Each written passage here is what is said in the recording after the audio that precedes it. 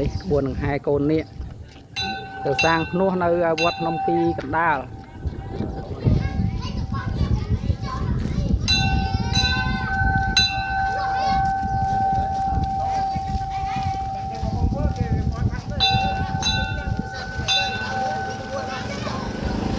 អូហើយច្រើនណាស់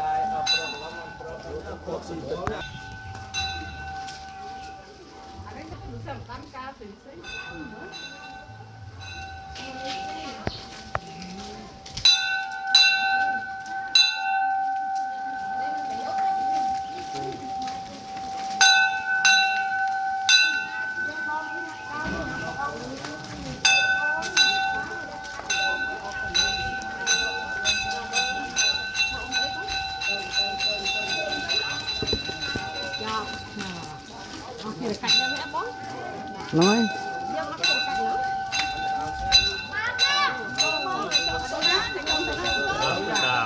thôi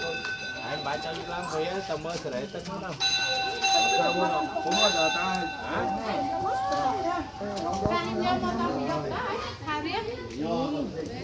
Sumpah lah Pak.